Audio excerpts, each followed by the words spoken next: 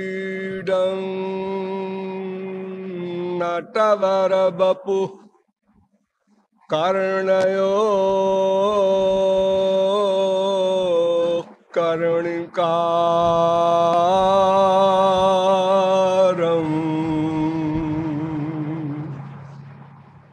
बिभ्रद्वासः कनककपिशं वैजयन्तीं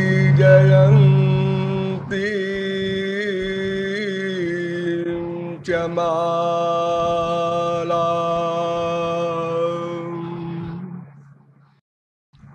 रन्ध्रान्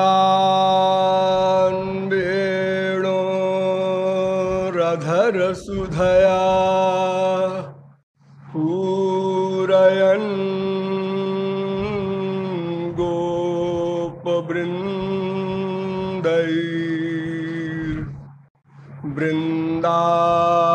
गोपवृन्दैर्वृन्दारण्यं स्वपदरमणं प्राविशत् गीतकीर्ति अहो वकीयं स्तनकालकूटम्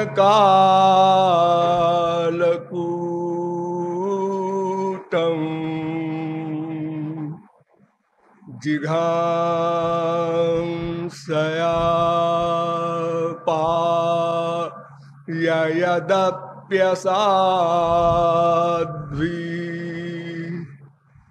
लेभे गतिं धातृचितां ततोऽन्यं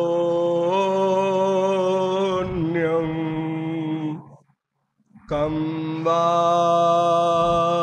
दयालुं शरणं व्रजेम।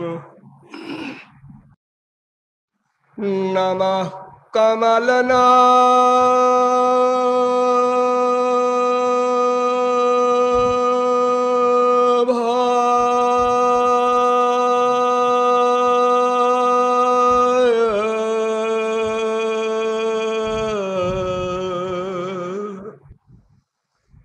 नमः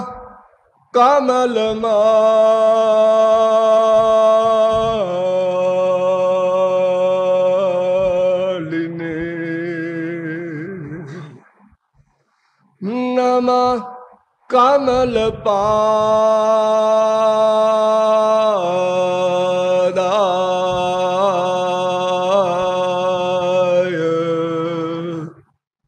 नमस्ते कमलेक्षण यो ब्रह्माणं विदधाति पूर्वं यो वै वेदांश्च प्रहिणोति तस्मै तग्वं हा देवमात्मबुद्धिप्रकाशं मुमुक्षुर्वै शरणमहं प्रपद्ये।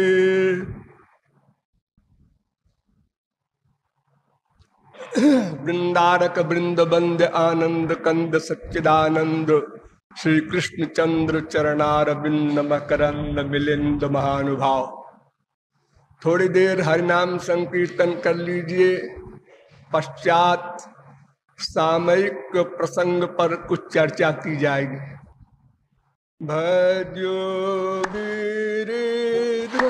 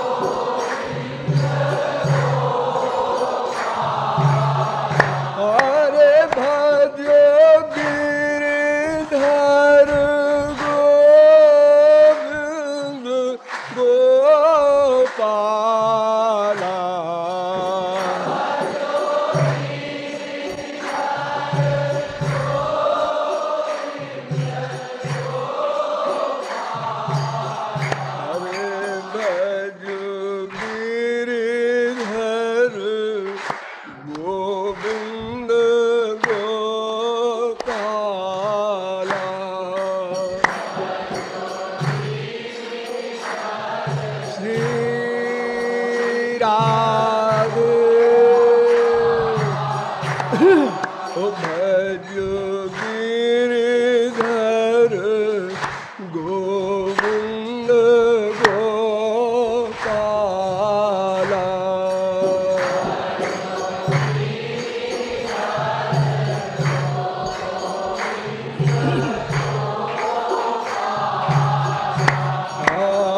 भजो गिरिधर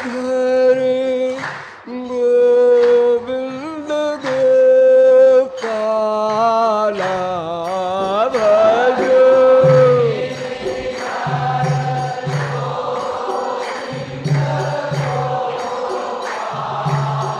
हरे भजो गिरिधर गोविंद गोपाला।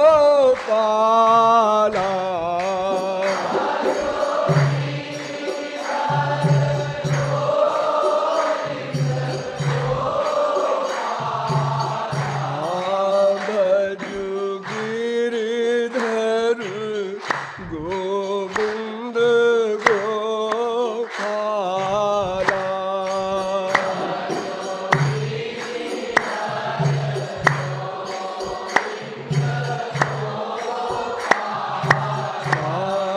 भजो गिरिधर गोविंद गोपाला।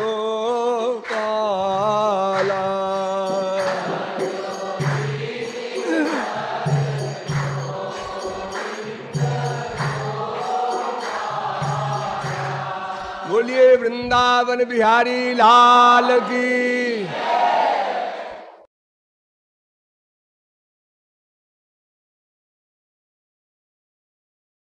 अब आप लोग सावधान हो जाएं। आज शरद पूर्णिमा का पावन पर्व है।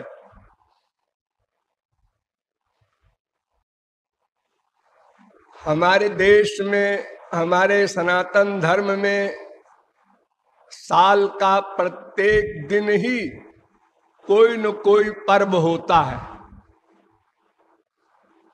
किसी न किसी देश में, किसी न किसी जाति में यदि सबका हिसाब लगाया जाए तो साल का प्रत्येक दिन ही पर्व है। क्योंकि हमारे यहाँ भगवान के सब अवतार हुए और अनंतानंत महापुरुष भी हमारे देश में ही आए, इसलिए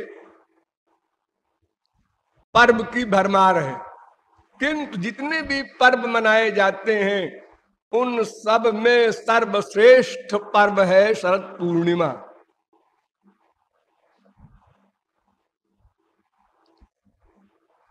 वैसे कुछ लोग जन्माष्टमी को कहते हैं, कुछ रामनवमी को कहते हैं, कुछ दिवाली को, कुछ दशहरा को, कुछ होली को। अनेक लोग अपनी अपनी भावना से पर्वों की इंपॉर्टेंस बताते हैं। किंतु मेरी पर्सनल राय जो है वो यही है कि शरद पूर्णिमा सबसे बड़ा पर्व है।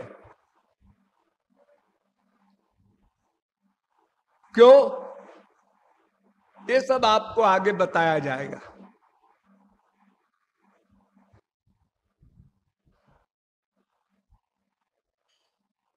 संक्षेप में इतना समझ लीजिए कि आज ही के दिन आनंद की जो अंतिम सीमा है, उस अंतिम सीमा वाले आनंद को राधा कृष्ण ने जीवों को दिया था। आनंद में भी अनेक स्तर हैं। जैसे माया के क्षेत्र में अनेक स्तर हैं, तमोगुण, रजोगुण, सत्वगुण, ऐसे ही आनंद के क्षेत्र में भी अनेक स्तर हैं। जैसे ज्ञानियों का ब्रह्मानंद, ये तो आप लोग बहुत बार सुन चुके, समझ चुके हैं कि आनंद जो है वो अनंत मात्रा का होता है, दिव्य होता है, सदा के लिए होता है।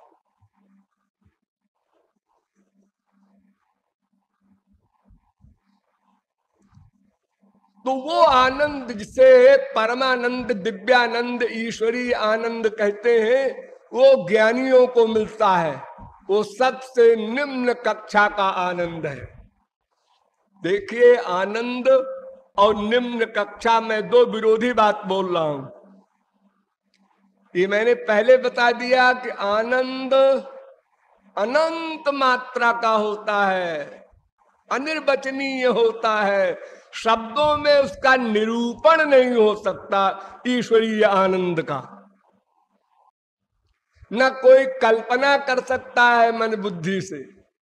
इंद्रिय मन बुद्धि की वहां गति नहीं है, वो भूमा है।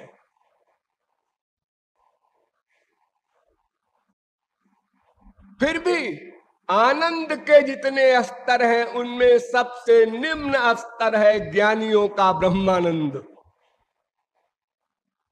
निर्गुण निर्विशेष निराकार ब्रह्मानंद।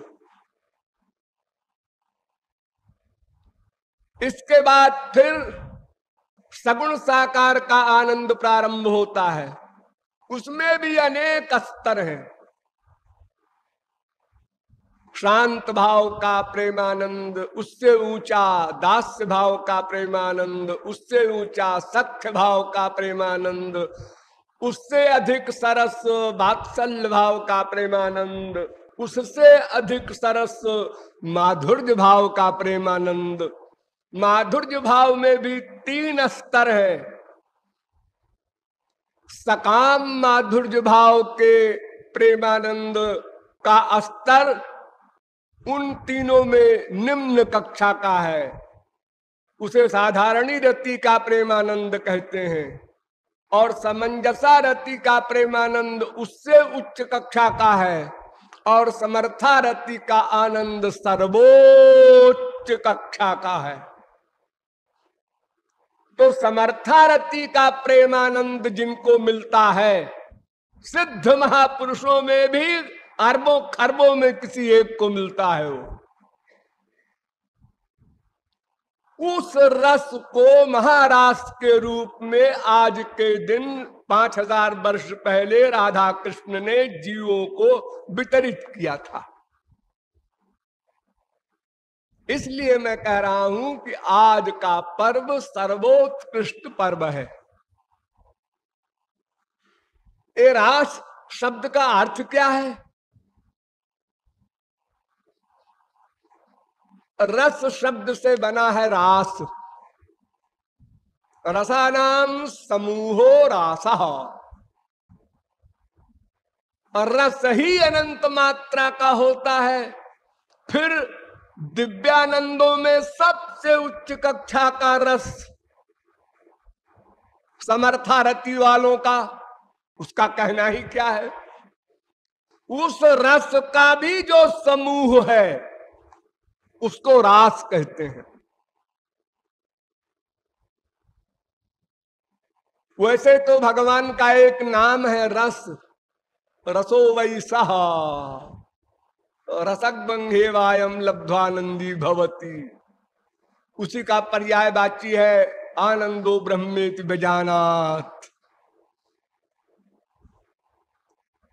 लेकिन रस में भी कई कक्षाएं हैं, इसलिए पुनः वेद कहता है सएव रसानाम रसतमः परमः।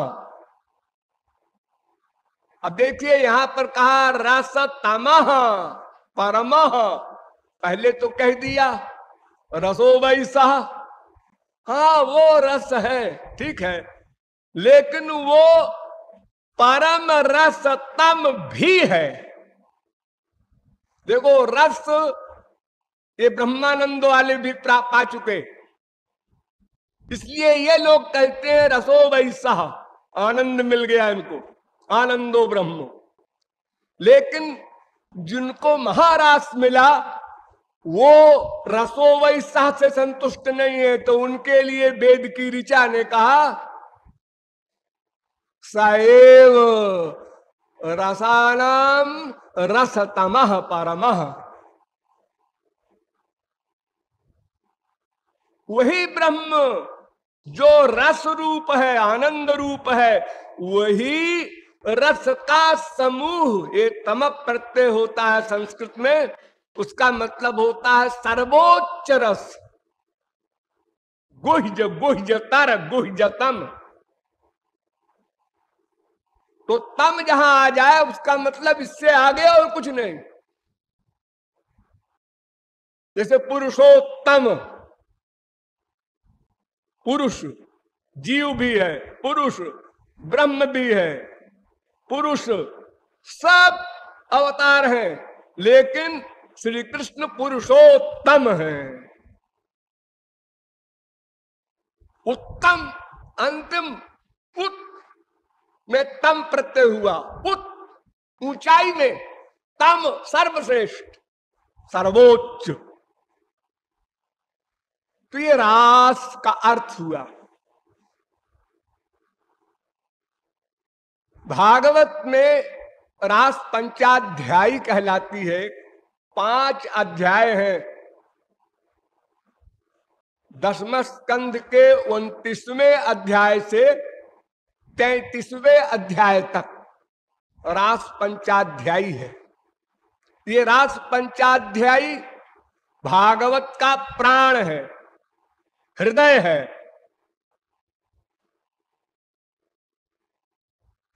पहले तो ये समझ लिया आपने, मैंने वृंदावन में समझाया था कि जितने भी ग्रंथ हैं विश्व में, उनमें सर्वश्रेष्ठ भागवत है। इस भागवत का प्राकट्य ही इसीलिए हुआ है कि अर्थोयम ब्रह्म सूत्राणाम सर्वोपनिषदामपि। वेद का अर्थ लोग नहीं समझ सकते थे, उसका अनर्थ करने लगे। आज से 5000 वर्ष पहले की बात बता रहा हूं। जब श्री कृष्ण हमारे मृत्युलोक से अपने धाम को गए, वहीं पर कली ने प्रवेश किया विश्व में। इसके पहले द्वापर युग था। जिस क्षण वो गए हैं संसार से, उसी क्षण कलयुग ने प्रवेश किया। और कलयुग के प्रभाव से पंडित लोगों ने वेद के वास्तविक अर्थ को न समझकर अनर्थ किया, माइक अर्थ कर डाला, भौतिक मेटीरियल। अब वेद का बहाना लिया तो भोले भाले लोग वेद के बहाने से उनकी बात मानने लगे। तो इसलिए भगवान ने फिर भागवत का प्राकट्य किया। भागवत में क्या खास बात है? आप लोगों ने सुना होगा कि बाइबल की फिलॉसफी जहां समाप्त हो जाती है, वहां से हमारे यहां गीता की फिलॉसफी प्रारंभ होती है। और गीता की फिलॉसफी जहां समाप्त हो जाती है, वहां से भागवत का प्रारंभ होता है। भागवत के प्रारंभ में ही बता दिया कि धर्म प्रोज्झित कई तवोत्र परमो निर्मत्सराणाम सताम। इस भागवत में कैतव रहित धर्म है, अर्थात धर्म अर्थ काम मोक्ष, ये 4 प्रकार की कामनाओं को फेंक दिया गया पहले बाहर, फिर भागवत का प्रारंभ हुआ। और गीता का तो एंड होता है मोक्ष पर, अहं त्वाम सर्व पापेभ्यो मोक्षयिष्यामि। वो तो धर्म भीरू था, अर्जुन डरपोक था। और यहां सुखदेव परमहंस वक्ता है, परीक्षित श्रोता है, और वेद व्यास रचयिता है। तो वेद व्यास ही गीता के भी रचयिता हैं, वेदांत के भी रचयिता हैं, ब्रह्म सूत्र के, और वेदों के विभाग कर्ता भी हैं। वेदों को बनाया नहीं, उसका पार्टीशन किया है।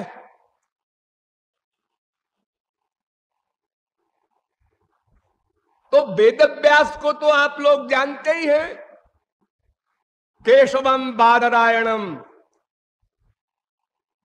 यानी वो भगवान के अवतार हैं। भगवान के जो अवतार गिनाए गए हैं अनेक पुराणों में, भागवत में भी, उसमें वेद व्यास का नाम है।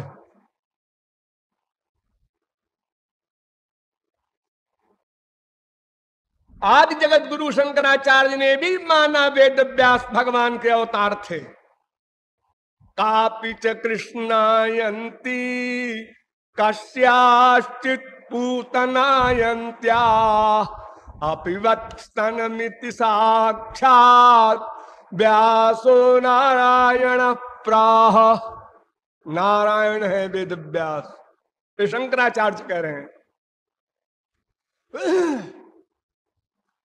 उन वेद व्यास के पुत्र हैं सुखदेव परमहंस। विचित्र पर्सनैलिटी है सुखदेव परमहंस। ये किशोरी जी के अंतरंग महल के लीला शुक हैं। किशोरी जी से लाड़ित हैं, लालित हैं, पालित हैं, प्यार दुलार पाने वाले हैं ये सुखदेव परमहंस।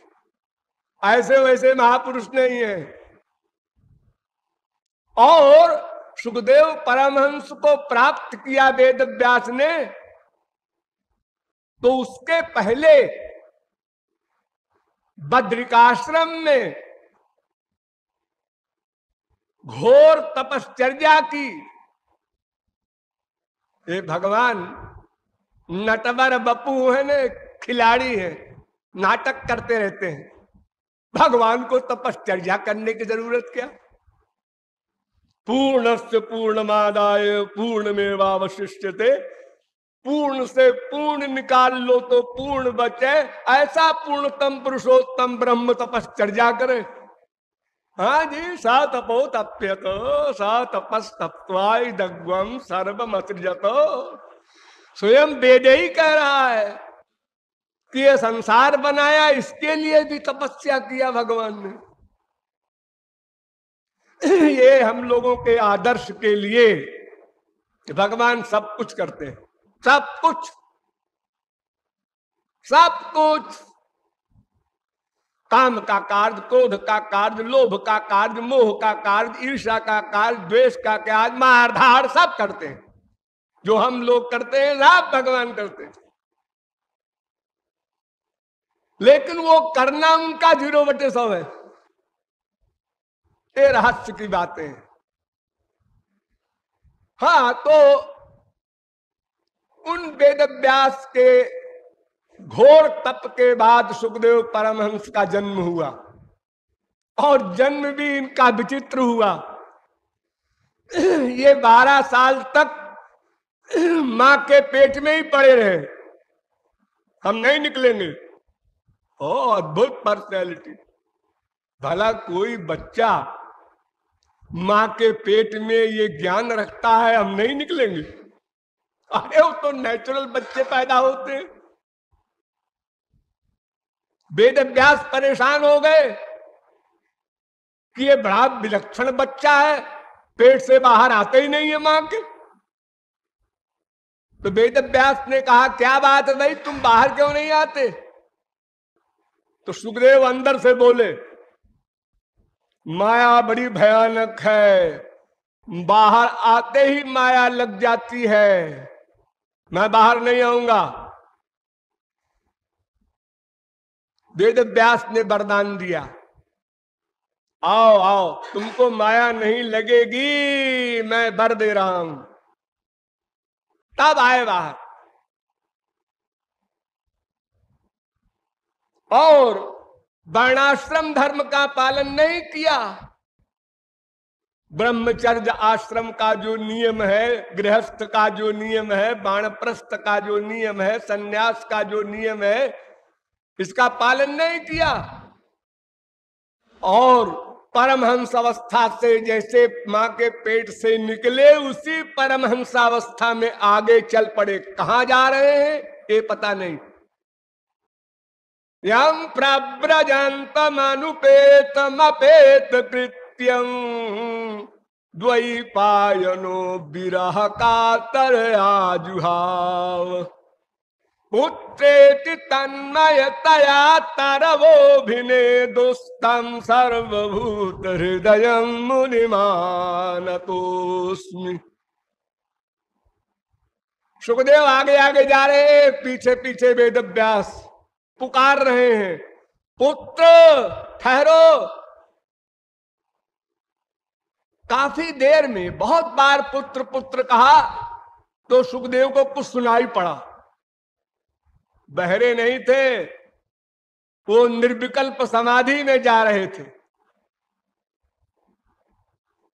पीछे मुड़कर देखा वेदव्यास को, क्या बात है? अरे देखो, तुम्हें गृहस्थ में जाना है, देव ऋण, ऋषि ऋण, पितृ ऋण, ये 3 ऋण से उऋण हुए बिना मुक्ति नहीं मिलेगी। ऋणानि त्रीण्यपाकृत्य मनोमोक्षे निवेशयेत्, सिद्धांत है। सुखदेव हंसे। उन्होंने कहा, अच्छा पिताजी ये बताइए पितृऋण क्या होता है? पितृऋण होता है कि वो बच्चा पैदा करे, तब पिता के ऋण से ऋण होगा, ये पितृऋण है। तो पिताजी फिर तो ये कुत्ते वगैरह जो है 4 6 बच्चे इकट्ठा पैदा करते हैं, इनको बड़ा भारी मोक्ष मिलता होगा। अगर बच्चा पैदा होने से वो पितृऋण से ऋण होकर के मोक्ष को प्राप्त होता है, तो फिर ऐसे बहुत से जंतु हैं जो एक साथ 50 बच्चे देते हैं, अंडे बच्चे। बस थोड़ा सा बोल करके फिर आगे चले। अब पीछे पीछे जा रहे हैं वेदव्यास। फिर समाधि में हो गए सुखदेव परमहंस। थोड़ी दूर और आगे गए तो देखा कि वहां अप्सराएं एक सरोवर में नंगी स्नान कर रही हैं। दृष्ट्वानुयान्तं ऋषिमात्मजमप्यनग्नं देव्यो ह्रिया परिदधुर्न सुतस्य चित्रम् तद्वीक्ष्य पृच्छति मुनौ जगदुस्तवास्ति स्त्री पुंभिदा न तु सुतस्य विविक्त दृष्टे। सुखदेव परमहंस जा रहे,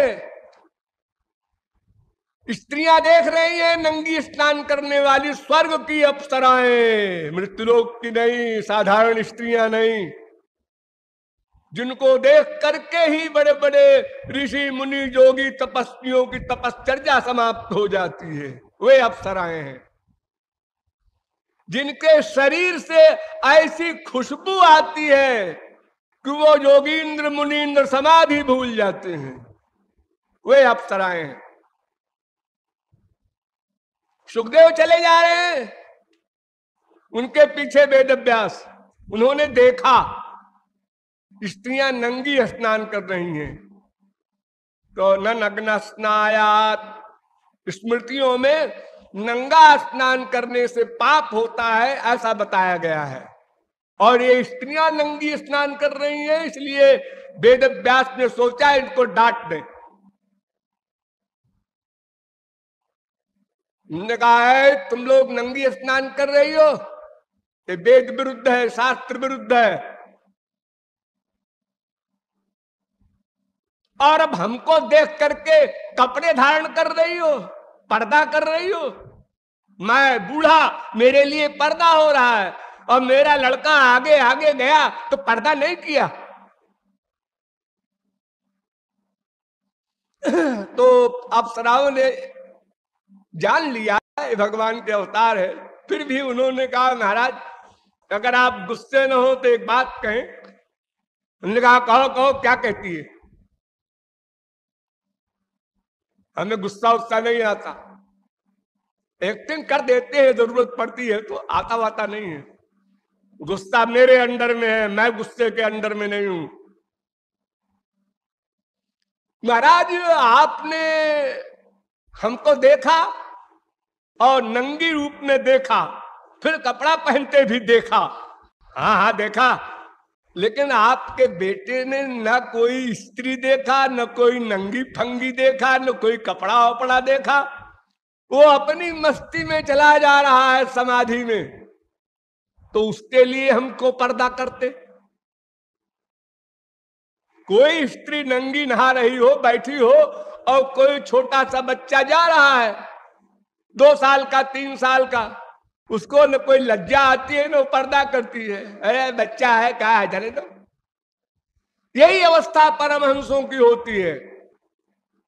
वे अपने सिवा कुछ देखते ही नहीं, कुछ सुनते ही नहीं, कुछ सूंघते ही नहीं, कुछ रस लेते ही नहीं, कुछ स्पर्श करते ही नहीं, कुछ सोचते ही नहीं, कुछ जानते ही नहीं, कुछ फील करते ही नहीं। उसको परमहंस कहते हैं। यत्र सर्वमात्मविद्या भूत तत्र केन कम पश्चेत केन कम सुनियात इत्यादि आप लोग बहुत बार सुने समझे। तो महाराज ये आपका बेटा परमहंस है और आप हंस हैं।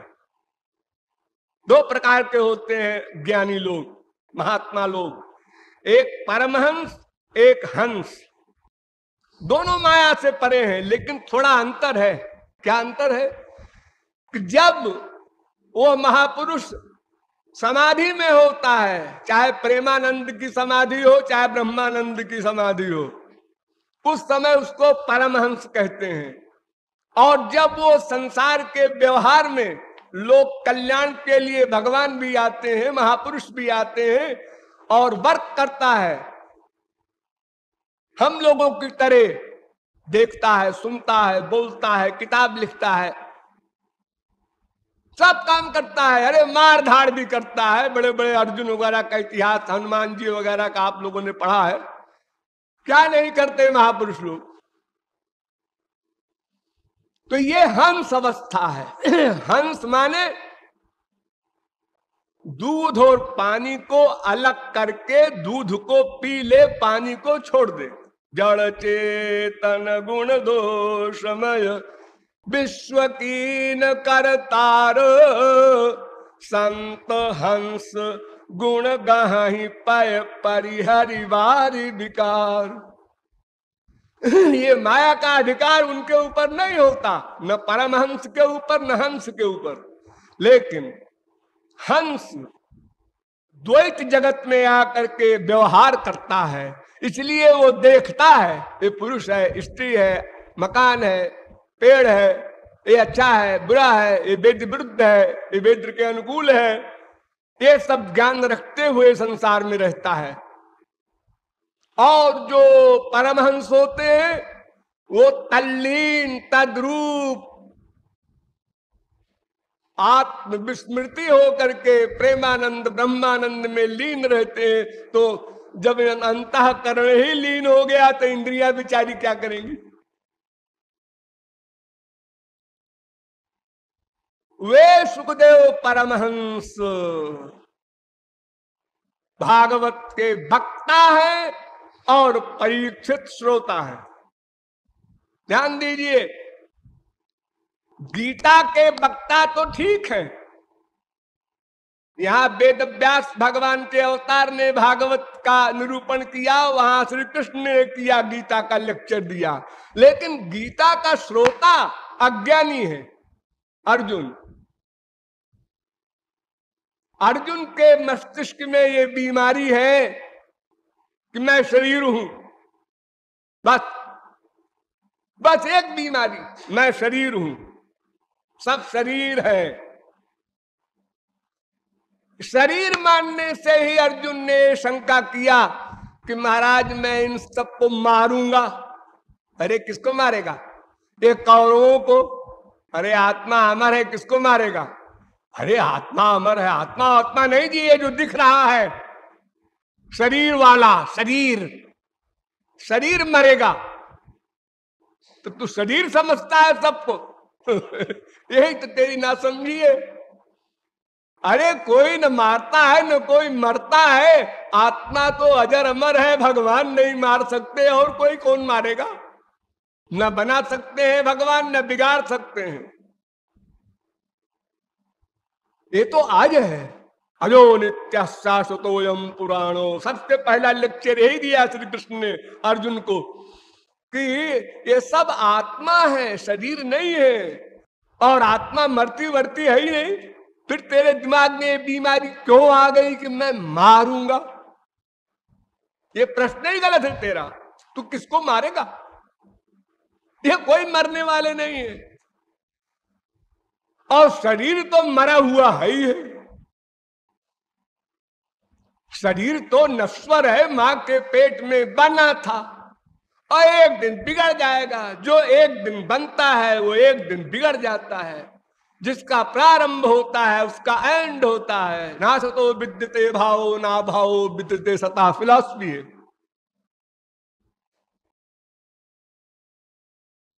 तो अर्जुन अज्ञानी श्रोता, यहां परीक्षित महापुरुष श्रोता। ध्यान दो, जब परीक्षित मां के पेट में थे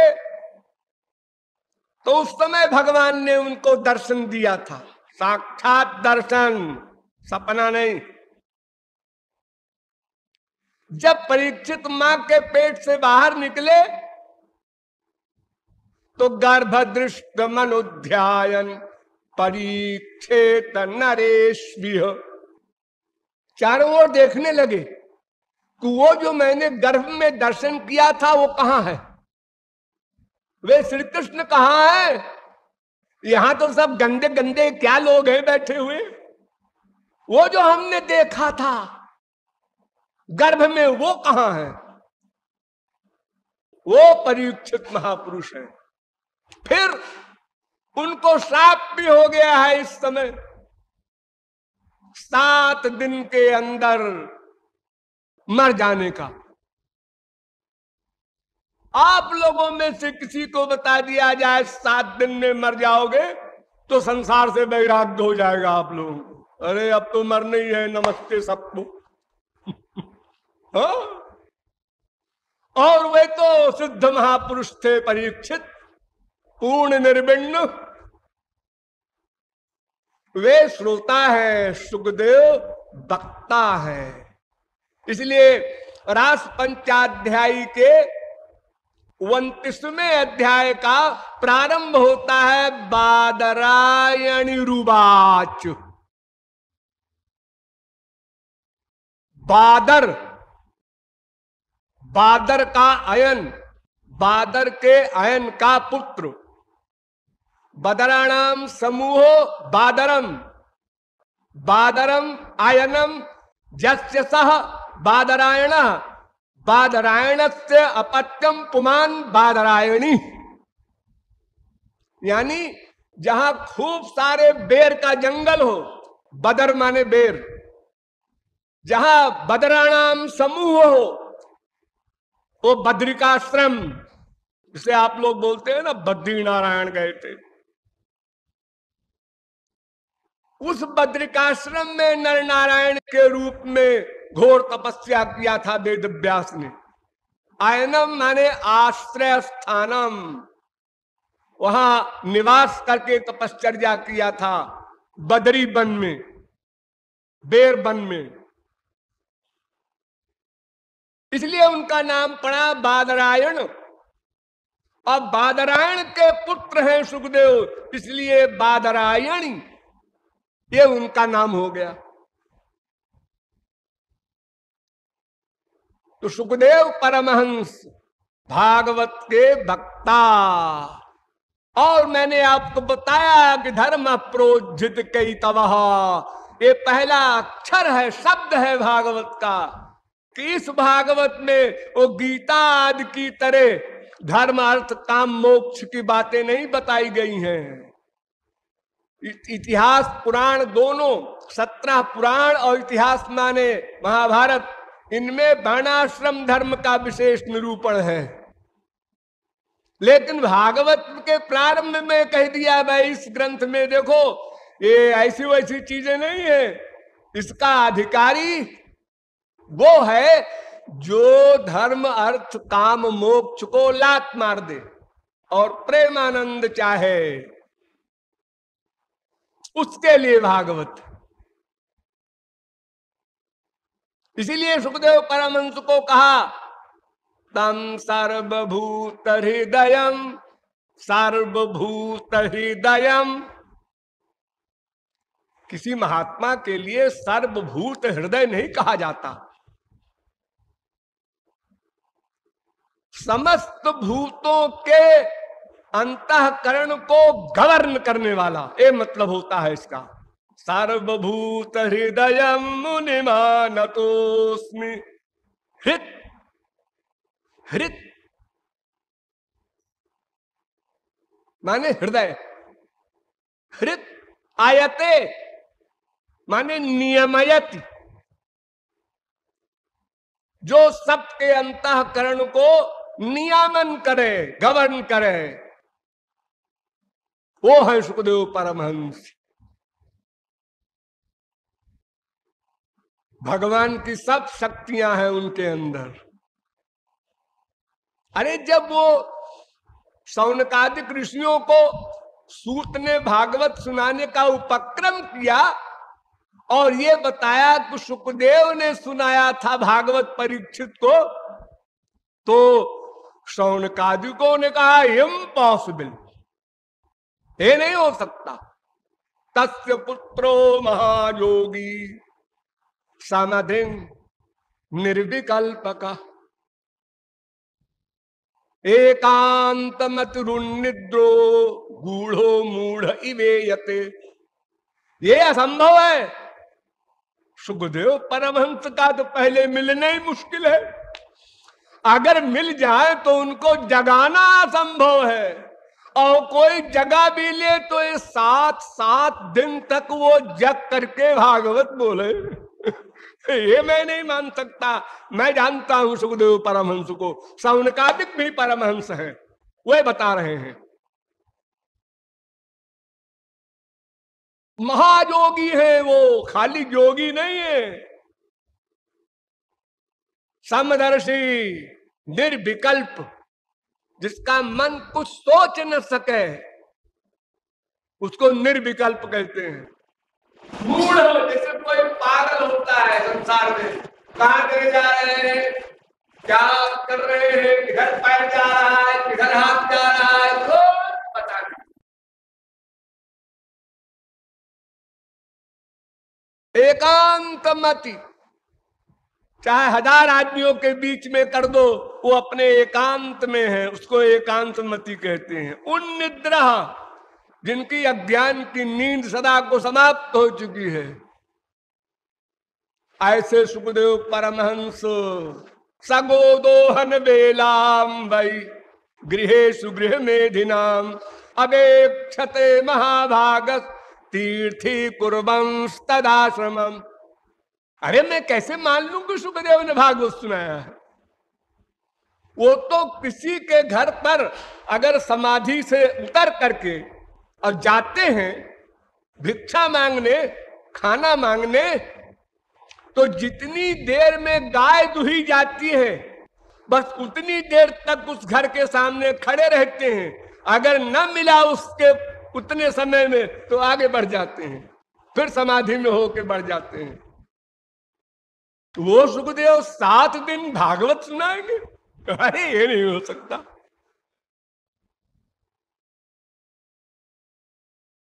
तब उत्तर दिया सूत जी ने कि हरे गुणाक्षिप्त मतिर भगवान बादरायणी अध्यगाद महदाख्यानम नित्यम विष्णु जन प्रिय। हो ऐसा है शौनकादिको, तुम लोग निर्गुण निर्विशेष निराकार का ब्रह्मानंद जानते हो, बस तुम्हारी अकल वहीं तक है। अरे श्री कृष्ण का प्रेमानंद, उनका नाम रूप लीला गुणानंद ऐसा है कि उससे ब्रह्मानंद उड़ जाता है, नेचुरल। वो चाहे प्रवृत्ति परायण ज्ञानी हो, चाहे निवृत्ति परायण ज्ञानी हो, दोनों की समाधि खत्म हो जाती है। प्रवृत्ति परायण ज्ञानी जनक वगैरह बरबस ब्रह्म सुख ही मन त्यागा, इनहि बिलोकत आति अनुरागा, बरबस ब्रह्म सुख ही मन त्यागा। आश्चर्य हो रहा है परमहंस को। सहज विराग रूप मन मोरा, सहज विराग एक वैराग्य होता है परिश्रम करके कंट्रोल करना, और एक होता है नेचुरल कंट्रोल है।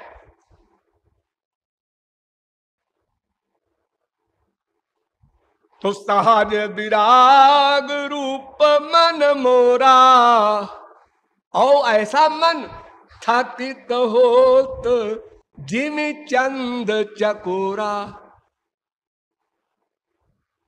ये प्रवृत्ति परायण परमहंस विदेह जनक का हाल है, और निवृत्ति परायण परमहंस है सनकादिक। उन्होंने ब्याह नहीं किया।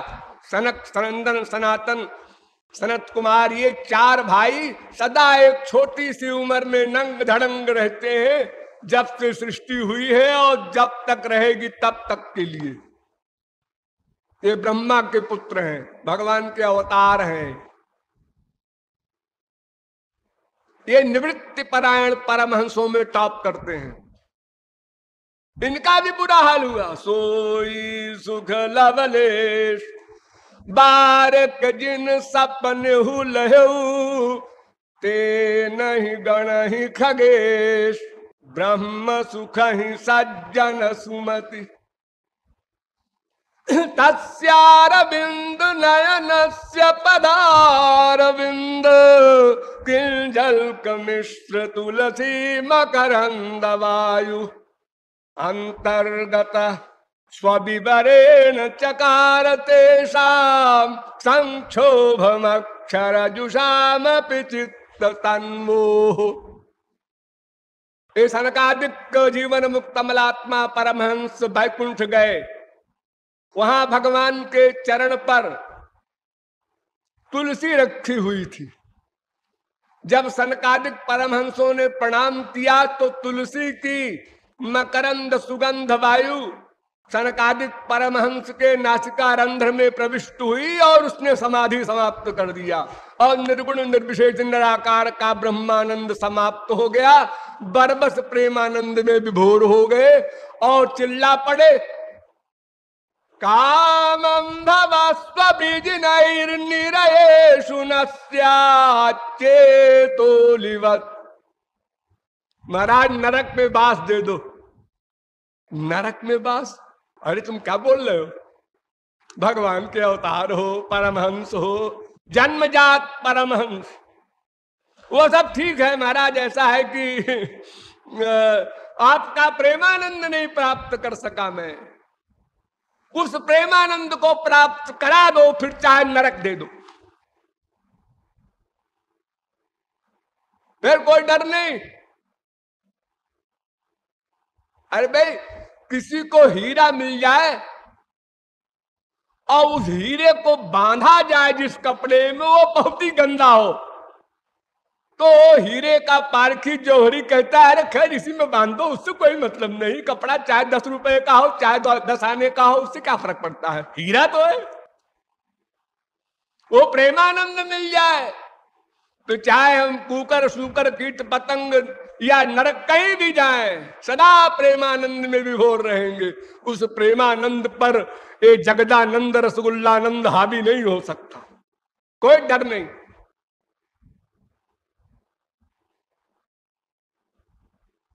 तो सुखदेव परमहंस ये प्रवृत्ति परायण ज्ञानी और निवृत्ति परायण ज्ञानी दोनों से आगे हैं।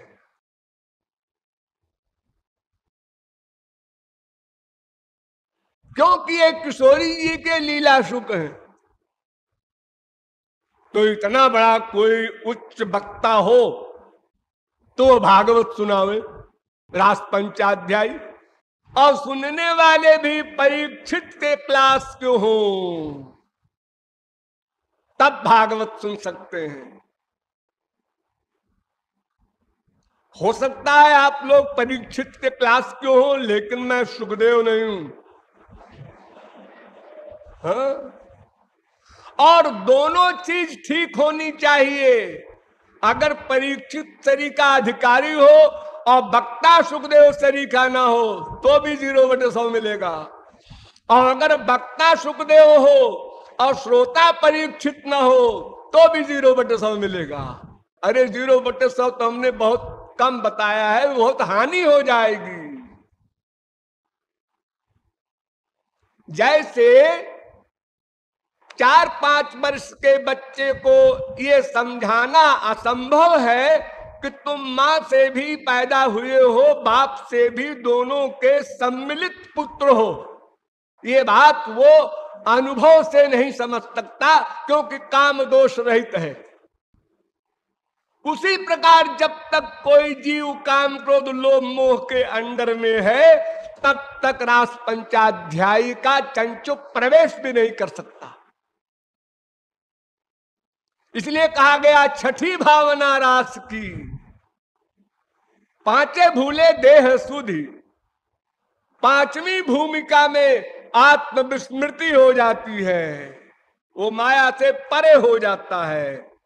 तब छठी भूमिका में माया से परे होकर फिर रास को सुन सकता है, समझ सकता है, लाभ ले सकता है। जैसे एक मदारी सांप को पकड़ लेता है, उससे खेलता है, 50, 60, 100 सांप नीचे रख करके एक कमरा बना करके ऊपर से बंद करवा देता है, और उन सांपों के बीच में अकेले बैठता है, सांप उसके ऊपर से चलते रहते हैं। आप लोगों ने पढ़ा होगा अखबारों में, तमाम लोग नाटक करते हैं। उसके पास दवा है, उसके पास मंत्र है, उसके पास शक्ति है, वो नहीं डरता। वैसे ही जब जीव एक बार माया से परे हो गया भगवत प्राप्ति के बाद, फिर उसको कोई भय नहीं, चाहे जहां रहे, जैसे रहे। उसको न पाप छू सकता है, न पुण्य छू सकता है, न कोई उसके लिए वेद शास्त्र का कानून लागू होता है। वो इन सब से परे हो जाता है। तो सुखदेव परमहंस वक्ता भागवत के और परीक्षित श्रोता, लेकिन आपको निराश नहीं होना है, एक दिन बनना है परीक्षित, और फिर सुखदेव की कमी नहीं है। भगवान सुखदेव भेज देते हैं अगर कोई परीक्षित बन जाए तो, क्योंकि हम नहीं ढूंढ सकते सुखदेव को, हम तो असमर्थ हैं। ये आप लोग जो सत्संग में आए हैं मनगढ़, यह भी आपका कमाल नहीं है। यही सर आवत अति कठिनाई, राम कृपा बिनु आई न जाई। भगवान के कृपा के बिना ये कलयुग के माइक मस्तिष्क में बात ही नहीं आ सकती है कि चलो भाई वहां कैसा इंतजाम है। अरे क्या इंतजाम है, सब एक जगह सोते हैं, वो चाहे चपरासी हो चाहे कलेक्टर हो, एक तरह का खाना मिलता है, और साहब इतना बड़ा प्रतिबंध है, खबरदार बोलना नहीं, बड़ी मुसीबत है, लेकिन लाभ बड़ा भारी है। तो चलना चाहिए, चलो तकलीफ कर लेंगे, शरीर की तकलीफ सह लेंगे, लेकिन लाभ है। ये जो भावना आप लोगों को अपने अपने नगरों में पैदा हुई, ये आपका कमाल नहीं है, ये भगवत कृपा से हुआ है। तमाम जन्मों के आपके जो संस्कार थे भगवत विषय, उन संस्कारों का फल दिया भगवान ने कि आपके अंतःकरण में प्रेरणा दी, चलना चाहिए, चलो छोड़ो संसार, वरना आपको और फुर्सत संसार से।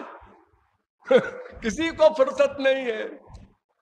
उसके अगर कोई काम 1 सेकंड में पूरा हो जाए, मान लो मैं लखपति बन जाऊं, लो बन गए, अब मैं करोड़पति बन जाऊं, लो बन गए, अगर ऐसा भी होने लगे तो भी अनंत काल तक आपको फुर्सत नहीं है, क्योंकि उसके आगे एक क्लास है, उसकी कामना बनाएंगे, फिर उसके लिए प्रयत्न करेंगे। तो इस प्रकार अब आप समझ गए क्यों रास पंचाध्यायी का जो पहला शब्द है बादरायण रुबात, परीक्षित के लिए सुखदेव परमहंस रास पंचाध्यायी सुनाने जा रहे हैं। उसके अधिकारी हम लोग नहीं हैं, लेकिन महल के भीतर क्या हो रहा है ये हम नहीं जान सकते, महल के बाहर तो देख सकते हैं।